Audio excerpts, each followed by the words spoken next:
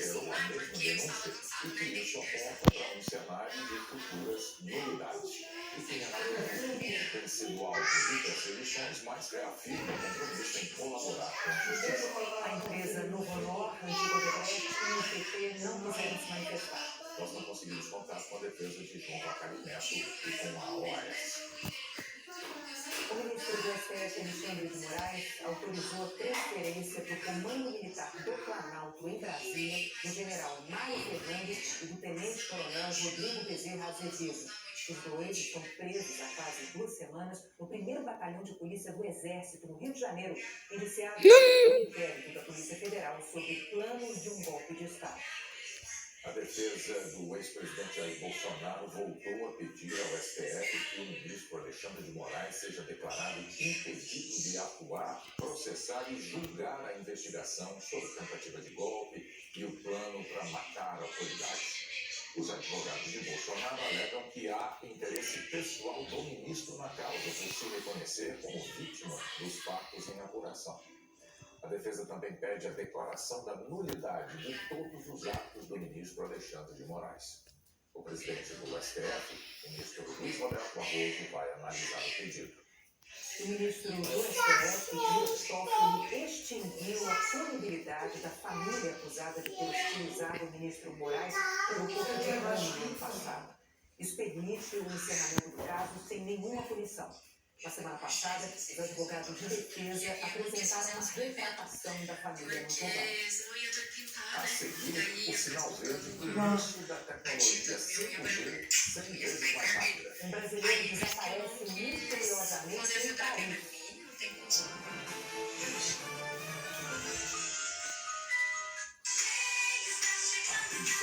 Você quer saber?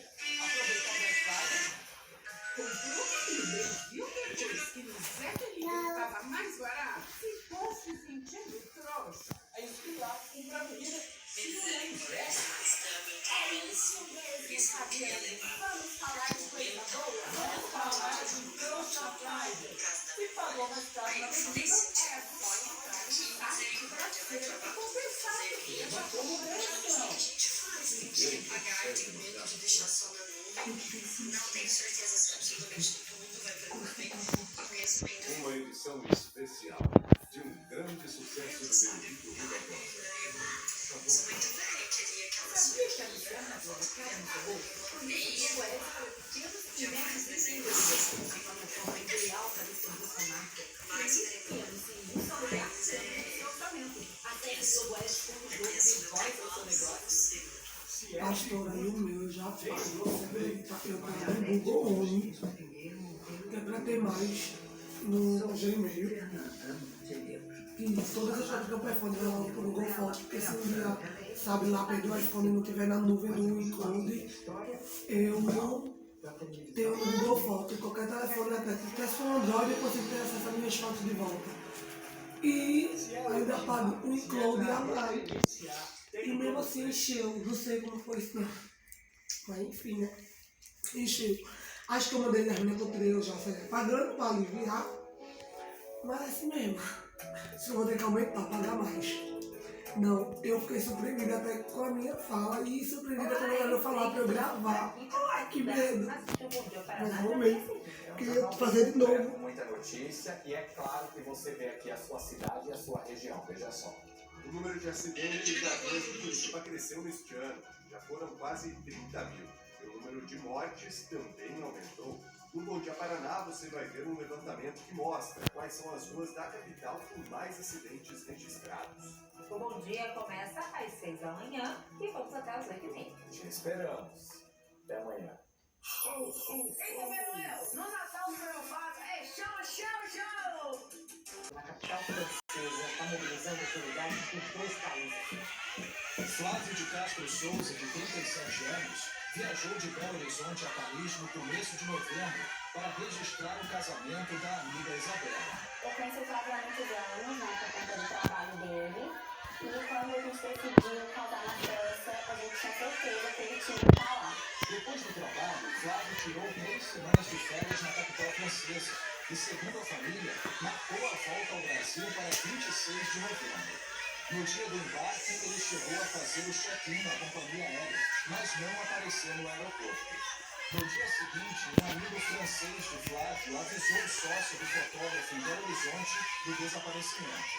Nesta troca de mensagens entre Flávio e o amigo francês, o brasileiro diz: caí em uma ilha do Rio Sena e fiquei lá por 3 horas, talvez mais. Comecei a gritar até um senhor me escutar e chamar os bombeiros. O problema é que meu voo para o Brasil sai daqui a algumas horas e fiquei preso no hospital até que um médico venha me examinar. Sem notícias, a família tentou ligar para o celular dele por vários dias, até que uma pessoa atendeu, informando que o aparelho foi encontrado em um restaurante da capital francesa. Em Paris, amigos do fotógrafo estiveram no hospital e confirmaram que ele teve alta no mesmo dia em que deu entrada. Também foram até o escritório da empresa que alugou o imóvel para o Flávio e receberam a informação de que ele pediu para estender a hospedagem. Os pertences de Flávio ficaram no apartamento que ele alugou. Amigos procuraram a polícia francesa e o consulado brasileiro. A gente queria que a diplomacia brasileira dissesse que é importante o esclarecimento do desaparecimento do cidadão brasileiro na França para a polícia se movimentar e abrir uma investigação. O Ministério das Relações Exteriores declarou que tem conhecimento do caso, está em contato com as autoridades locais e presta assistência consular aos familiares de Flávio. A família e amigos de Flávio mantêm a esperança de encontrá-lo vivo. A gente gostaria muito de ter essa confirmação e entender o que está acontecendo para a gente conseguir trazer ele de volta para o Brasil. O temporal de ontem à noite no Rio Grande do Sul causou estragos em 35 municípios. Em Arroio do Tigre, a cobertura de um pavilhão desabou e feriu 45 pessoas que desmontavam a estrutura de uma festa. Em Porto Alegre, houve alagamentos. 215 mil endereços estão sem energia elétrica no estado. Vamos saber com a Eliana como é que fica o tempo amanhã em todo o Brasil? Oi, Eliana, boa noite para você. Oi, Renata, boa noite para você, para o Bonner e boa noite para você. Amanhã o tempo abre em todo o Rio Grande do Sul. Os temporais se deslocam do norte do Paraná ao centro-sul de Minas Gerais e de Mato Grosso do Sul ao sul do Pará. Além do calor e da umidade alta, há um cavado. Fortes correntes de vento em altitude que aceleram a formação das nuvens carregadas. E uma frente fria indo para o sudeste. Ela se desprendeu de um ciclone extratropical que se afastou após provocar as tempestades em cidades gaúchas. Agora a atenção se volta para esses estados, onde o CEMADEM, Centro Nacional de Monitoramento e Alertas de Desastres Naturais, diz ser maior o risco de enxurradas, inundações e deslizamentos. Principalmente nas regiões em laranja, que incluem Campinas e Santos, no interior e no litoral paulistas, e a Grande São Paulo, onde há previsão de chuva a qualquer hora com grandes volumes. O céu fica encoberto, com menos sol, e isso favorece a queda de temperatura. 23 graus em Campo Grande, 20 milímetros de chuva. É muito também. Na cidade do Rio, 31 graus e 25 milímetros. Também é uma chuva forte. Inclusive, já está chovendo muito na região serrana do Rio. As pancadas também podem ser intensas em Pernambuco ao Rio Grande do Norte. Do Ceará ao norte do Brasil, chuva mais rápida. Faz sol onde o mapa está amarelo, incluindo a faixa do norte do Espírito Santo ao da Bahia. Em Salvador, pode chover um pouco. A temperatura chega aos 30 graus. Em Cuiabá e Fortaleza, 32 e 33. Em Boa Vista, Rio Branco e Porto Velho, 34. Em Vitória, 36. Curitiba é a capital que deve esquentar menos, 20 graus. Porto Alegre, a única com sol o dia todo, 25. Vamos ver agora a tendência para o mês de dezembro, começando pelas temperaturas que devem ficar um pouco acima da média nesses pontos em amarelo. Do Amazonas a Mato Grosso, do Pará à Bahia, de Minas Gerais ao Paraná e no oeste do Rio Grande do Sul. Já a chuva tende a se concentrar de Santa Catarina ao sudeste e centro-oeste, também no oeste do Amazonas e do Pará. No nordeste, fica mais seco. Até amanhã, Renata e Bonner. Amanhã, Helena. O processo de implantação da rede de telefonia 5G no Brasil chegou ao estágio que finalmente vai mostrar os benefícios dessa tecnologia. Internet mais rápida com conexão avançada. Essa é a promessa do 5G Standalone, uma tecnologia que pode ser até 100 vezes mais eficiente que o 4G. A taxa usada pelo 5G é a de 3,5 GHz. Ela era ocupada por serviços de satélites e radiodifusão, como as antenas parabólicas, que passaram agora a operar em outras faixas. Assim, sem interferências, a faixa fica livre do 5G. Segundo a Agência Nacional de Telecomunicações, essa etapa terminou com mais de um ano de antecedência e a faixa já está liberada em todos os 5.570 municípios. Hoje, 820 municípios, incluindo todas as capitais, já têm o 5G em funcionamento, reúnem 67% da população. A liberação para todo o país não significa 5G no celular em todos os locais de forma imediata. As operadoras precisam primeiro fazer a instalação de antenas e ativar o sinal. O prazo vai até o fim de 2029. A expectativa do presidente da Anatel, Carlos Baigorre, é que as operadoras avancem para cobrir todo o país antes desse prazo. Depende muito do interesse comercial mesmo. O que a gente está vendo é que há um grande apetite pela ampliação do 5G no Brasil. As empresas que ganharam o leilão do 5G estão fazendo a ampliação do 5G numa velocidade muito superior àquela prevista no edital. Então, o que nós vamos exigir deles é aquilo que está previsto no edital, até 2029. Para conectar o 5G no celular, o usuário precisa observar se o aparelho é compatível.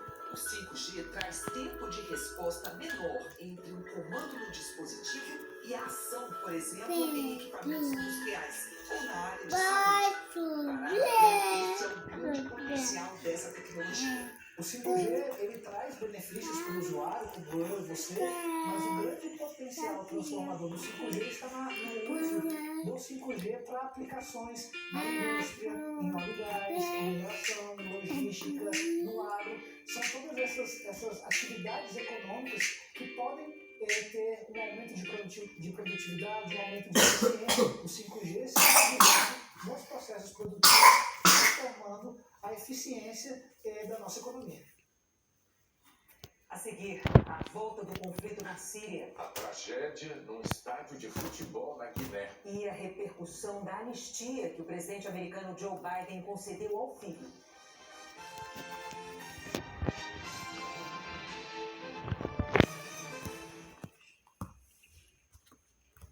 O verão brasileiro pede uma cerveja de qualidade. Então, deixe que o verão te leve.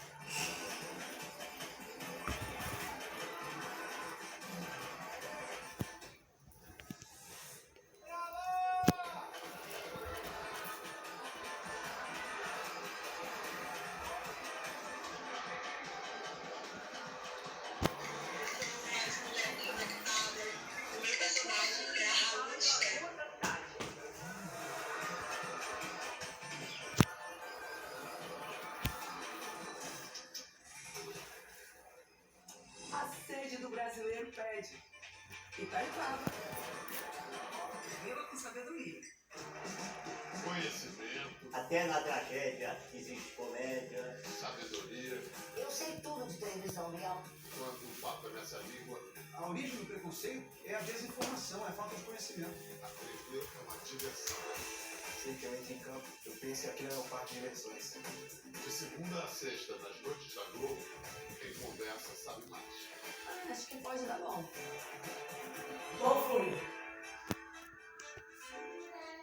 A gente tá com você todo dia. Informando, divertindo. Acabou. Abrindo diálogos. Montando uma equipe diversa. Dando espaço para todos os talentos. Afinal, quem trabalha na Globo, trabalha também para esse Globo aqui. E para todo mundo que vive nele. Globo, fazer diferença todo dia. O Abdul acabou de chegar ao Brasil, vindo do Paquistão, e tratou logo de buscar aula de língua portuguesa para se fazer entender. Há apenas um mês, o aluno já está com os movimentos básicos. Bom dia, boa tarde, boa noite. Tudo bem? E é assim, desenhando cada letra, formando palavras escritas que eles vão familiarizando com o idioma. Como a educação está transformando a vida dessas pessoas, você vê no Meio-Dia Paraná. Os melhores produtos para o seu Natal estão com ofertas incríveis aqui no Condor. Confira! Café Três Corações, R$17,99. Banana caturra, R$1,99 o quilo. Queijo mussarela argentino fatiado, 400 gramas, R$16,90. Costa de tilápia Copacol, 800 gramas, R$19,90. Coxa com sobrecoxa de frango, R$8,98 o quilo. Carne moída de alcatra, 500 gramas, R$24,98. Pastel bovino, R$26,97 o quilo. Natal Condor, há 50 anos, um laço de amor com você. O seu presente de Natal está aqui na Ponto de Visão. Ray-Ban com 50% de desconto. É isso aí. Na compra do seu óculos de sol ou de grau Ray-Ban, você ganha 50% de desconto no segundo óculos. Ponto de Visão. Ninguém vende mais barato. No PAN, CDB é casamento da Bianca, cantinho da bebê ou comercial da Bruna. O Banco Pan tem o CDB que pode ser o que você quiser. Então para, pensa e guarda no CDB do PAN. Invista agora.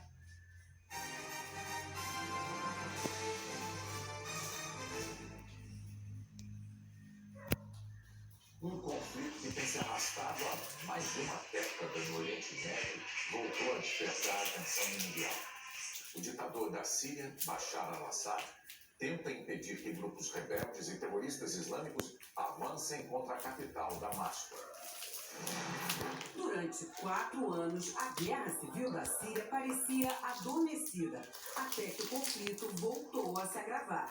Numa ofensiva surpresa, extremistas do Hayat Tahrir al-Sham, ou Organização para a Libertação do Levante, conquistaram uma área que inclui Alepo, a segunda maior cidade do país. O Hayat Tahrir surgiu como um braço da Al-Qaeda. Hoje, caças da Síria e da Rússia, aliadas do ditador Bashar al-Assad, bombardearam Idlib, reduto do grupo.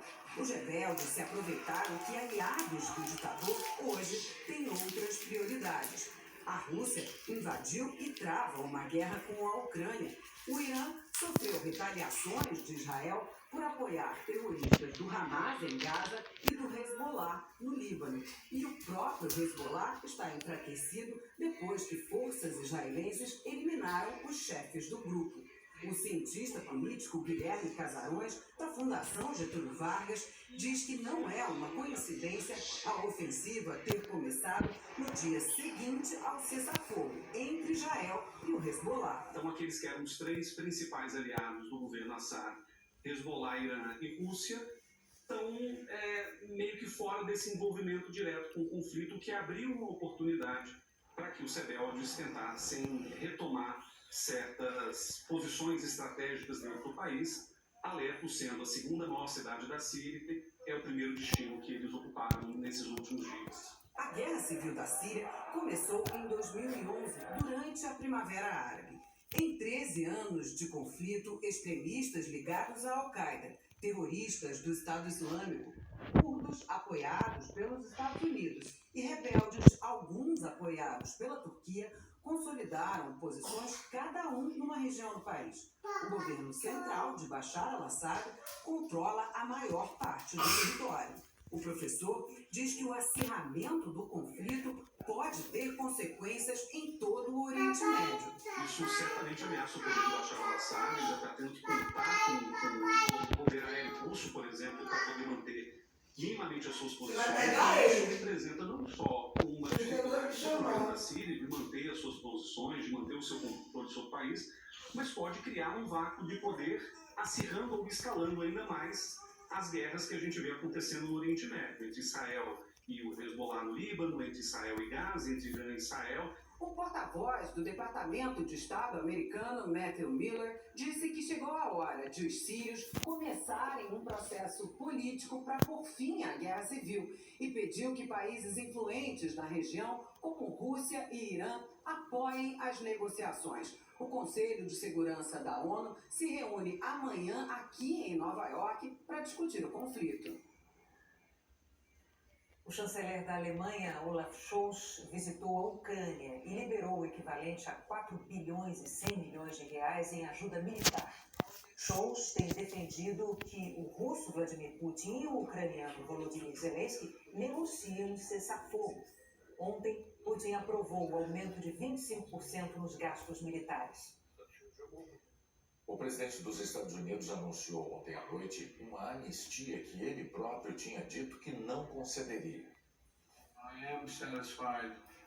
Joe Biden disse várias vezes que nunca usaria o poder para perdoar o filho. Neste domingo, fez o contrário. Disse que tomou a decisão porque considerou que Hunter foi perseguido injustamente. Biden culpou oponentes políticos do Congresso e escreveu: ao tentarem derrubar Hunter, eles tentaram me derrubar. E não há razão para acreditar que isso vai parar por aí. Basta é basta. Disse ainda: acredito no sistema de justiça, mas ao lidar com isso, eu também acredito que a política crua infectou este processo. Em junho, um júri popular condenou Hunter Biden por 3 crimes federais: dar declaração falsa em um formulário para compra de arma de fogo, mentir para um vendedor de armas e possuir uma arma enquanto era usuário de drogas ilícitas. No total, crimes passíveis de até 25 anos de prisão. Hunter lutou contra o vício em crack e cocaína por anos. Em setembro, em um outro caso de evasão fiscal, sujeito a 17 anos de prisão, ele se declarou culpado. As sentenças desses 2 processos não vão mais ser anunciadas. O perdão é total e incondicional e vale ainda para qualquer crime cometido pelo filho nos últimos 10 anos. O recurso dá ao presidente poder para isentar crimes federais. Essa lei surgiu na Inglaterra, quando o rei podia conceder misericórdia ao povo. Na época, os Estados Unidos eram colônia britânica, mas depois decidiram incluir a lei na Constituição da nova República. O perdão já foi muito usado por presidentes americanos. Gerald Ford, por exemplo, perdoou o ex-presidente Richard Nixon envolvido no escândalo de Watergate. Bill Clinton perdoou o irmão Roger, acusado de vender cocaína. E Donald Trump, ao final do primeiro mandato, perdoou o sogro da filha, Charles Kushner, acusado de vários crimes que incluíam falsificar declarações de imposto de renda. Agora, o presidente eleito já anunciou que pode recorrer a esse mecanismo para perdoar apoiadores que invadiram o Capitólio no dia 6 de janeiro de 2021. Ele alegou que alguns sofreram perseguição pelo Departamento de Justiça. Durante a última campanha eleitoral, o partido de Biden, o Democrata, acusou Donald Trump de tentar tirar a credibilidade da justiça americana. Agora, ao perdoar Hunter, Joe Biden disse que a justiça falhou. O cientista político Roger Smith, da Universidade da Pensilvânia, afirma que a decisão de Biden não é tão diferente da de Trump e que Biden enfrentou um dilema moral. Ele sentiu que o filho foi tratado injustamente, mas, ao mesmo tempo, ele tem a responsabilidade, como presidente, de confiar na integridade do sistema e dar exemplos a futuros presidentes sobre como levar as pessoas a terem confiança no governo. Um tumulto enorme numa partida de futebol deixou dezenas de mortos na República da Guiné, no continente africano. A tragédia aconteceu neste estádio em Zerekure, uma das maiores cidades da Guiné. De acordo com as autoridades, 56 pessoas morreram e dezenas ficaram feridas após uma confusão na final de um campeonato local. Testemunhas disseram que pedras foram atiradas no campo depois da marcação de um pênalti no fim da partida. A polícia reagiu com bombas de gás lacrimogêneo. Vídeos mostram centenas de pessoas amontoadas. No desespero, torcedores pulam por cima dos outros. Alguns tentam tirar as pessoas à força. As imagens mostram as saídas do estádio superlotadas e muita gente escala o muro para deixar o local. No campo, as vítimas aparecem no chão Entre elas, mulheres e crianças aguardam atendimento. Numa declaração lida na TV Nacional, o ministro das Comunicações da Guiné prestou condolências às vítimas e afirmou que o governo fará uma investigação séria para encontrar os responsáveis. O futebol tem um histórico de tragédias desse tipo. Há 2 anos, 135 pessoas morreram e mais de 300 ficaram feridas numa partida em Malang, na Indonésia. Torcedores foram esmagados e sufocados após uma confusão. Em 2012, no Egito, um acidente semelhante causou a morte de 74 pessoas e deixou mais de 1.000 feridos no estádio em Porto Said. Em 2001, um dos piores episódios do futebol africano.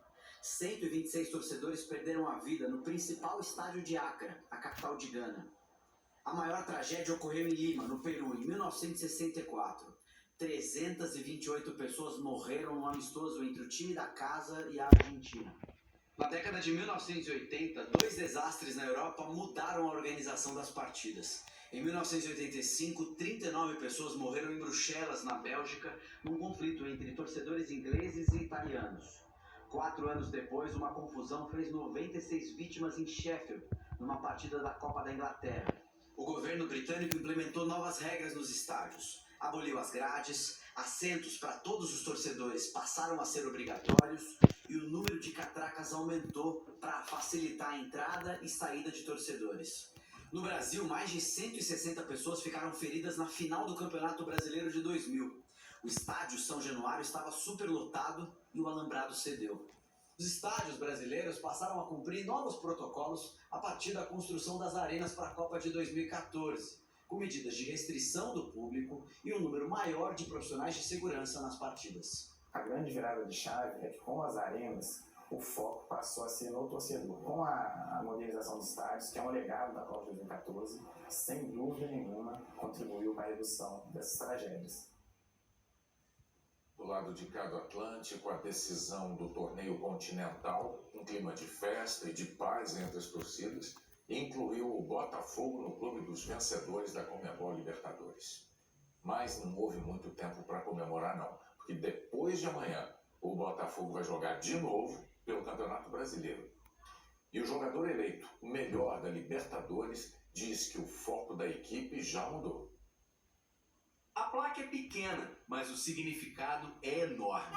Ela simboliza na taça da Libertadores uma geração do Botafogo que jamais será esquecida. Entre tantos jogadores, um atacante de sorriso fácil, eleito o craque da competição, Luiz Henrique. Caiu minha ficha que eu sou campeão da Libertadores, que é um clube que merece muito, é um clube que sofreu muito, então tá podendo ganhar essa Libertadores para mim. Depois de uma infecção. E o Rio de Janeiro do passado e do presente num trabalho de alta precisão.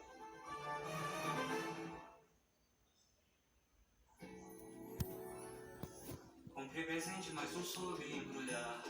Falei que amei, mas na verdade vou trocar. Essa roupa dá um baita do calor. É meia-noite, vamos comer, por favor. Natal é assim, não tem chateação. Porque na ceia vai ter chefe ligar. Eu esperei o ano inteiro esse jantar. Espera mais, porque seu pai quer descansar.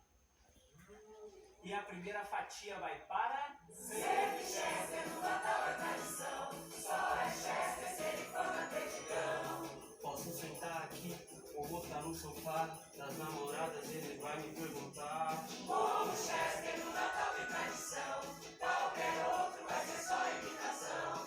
E se servir pra ver, na frente do tiozão, vai ter piada, ele não segura não. Sabe por que o nosso Natal é tão gostoso? Que tem nossas tradições. E tradição de Natal tem sabor de Chester Perdigão. Foi lindo, né? Senta aqui comigo. Mais um ano que a gente encara fazer um Natal em casa. Coragem.